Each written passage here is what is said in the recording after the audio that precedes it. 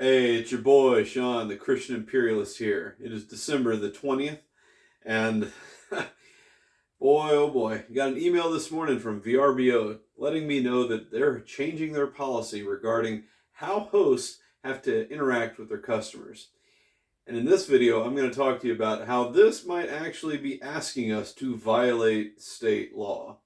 So let's get into it. Let me read the policy, got it on the monitors, and let's get to it. So 1, access and check-in instructions. Get this. You must inform the guests at least 72 hours before their scheduled check-in time, bolded, when and how, unbolded, they will receive full property access instructions. Further, in number 4, they say VRBO's actions. If a guest contacts us within 72 hours of their check-in time because they haven't received check-in information or access instructions, we may take the following actions.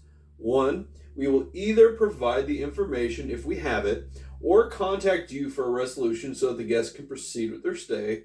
Or 2, this is where it gets more punitive, if you have not provided all the required access or check-in information to the guest in advance of the check-in time, and we have not heard from you according to the time frames above, we may cancel the booking, refund the guest, and help the guest find somewhere else to stay. Okay, so what this means is that, and I applaud the effort, I understand what they're trying to do. They're trying to give guests good experience. The problem is what they're specifically requesting is a bit of an issue. So I have this here set up as a possible scenario. Today is Friday, December 20th. You can kind of see it here. Say a guest is checking in today. Okay.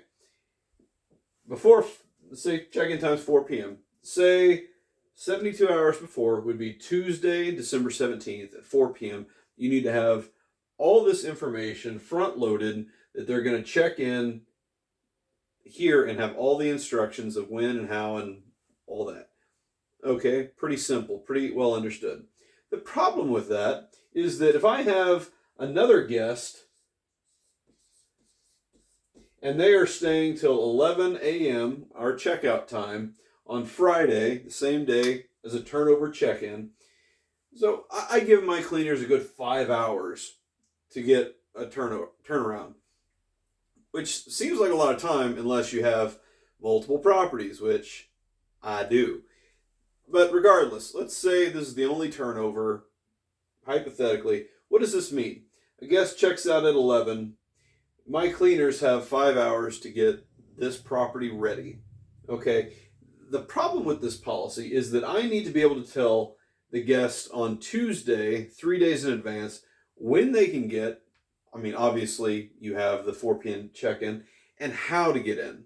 Now that's where it gets a little icky.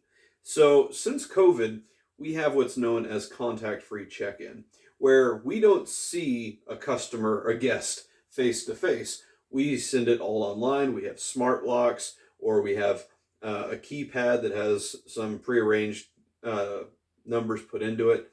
Regardless, we don't talk to people face-to-face. We don't give them a physical key to get into the property. This is streamlined. Everyone's usually happy with it.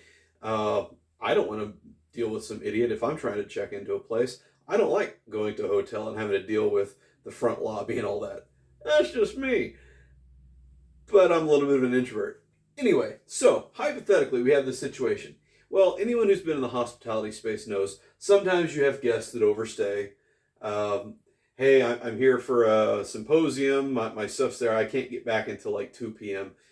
Whatever. Sometimes oh, my flight got delayed. I'm not leaving till 5.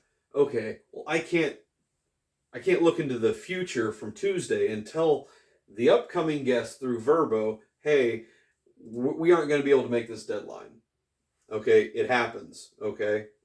Secondly, the check-in time is 1. Secondly, the concept of how to check in. Because we have everything on smart lock, I have to program a code. And I can't technically give the guest the code before it's time to check in. Why? Okay, let's say I have my cleaners in here. I have my cleaners in here and they're working. According to Texas state law, whenever someone makes a rental agreement for a check-in time at 4, or just a check-in for any property or whatever, they are taking possession of the property for that contract. Okay? So giving them access, like an open door or a code or a key, you are giving them possession of the property. Here's where it gets iffy. In the state of Texas, if you give them possession while your cleaners are still in the property, that causes a health and safety issue for both your employees or your third-party cleaners and the guest as well. Like, we don't have them interact. How many times have you checked into a hotel where you go up to your room and the cleaners are still in it? It doesn't happen. There's a separation between the cleaners being able to finish up cleaning up the previous guest and the new guest being able to arrive. There's a bit of a cushion. And so taking possession of the property is what happens at check-in. I cannot give them a code to enter in. I can't give them a code to enter in if there's still a guest there, like they show up in the morning, the new guests show up before checkout, and I can't give them a code to show up before the cleaners are done cleaning. This causes health and safety issues. And so, this is why I believe VRBO has kind of gone a little bit too far by saying you need to have all of this spelled out 72 hours in advance for them. It's almost a violation of state law if I comply with, hey, your code is this. Now, some smart locks, you may be able to put a timer saying, hey, you can't access it until 4 p.m., but not everyone uses those smart locks. Like I said, some people, they use keypads. Some of them are just like old, like, mechanical punch buttons that I don't know how they do it. I know some people who still use those. But the point is, if you were to give the guest that information 2 days in advance or 3 days in advance, that becomes an issue for both the previous guest and the cleaners and you in the state of Texas. So, kind of worried about this policy. That being said, I think I can get around it if I say prior to 4 p.m. on Tuesday, hey, you're going to be checking in on Friday the 20th. Guess what? We're going to send you the welcome instructions in your code prior to 4 p.m. Just be on the lookout for it. It's going to have your smart lock numbers. It's going to have your parking. It's going to have the Wi-Fi. Just know I can't let you in until the cleaners and guests are cleared. You can put it a nicer way, but basically that's it. Your reservation is for 4 p.m. If you want to check in early, maybe we can do that, but I'm not making any promises. And so, that's basically where we are.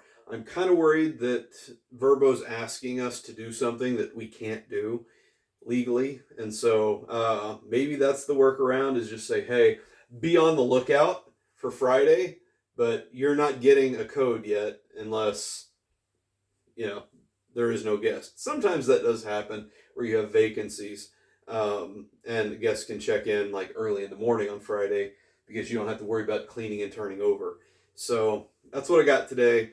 Kind of worried, but we'll get through it. Have a good weekend. Merry Christmas. Feliz Navidad.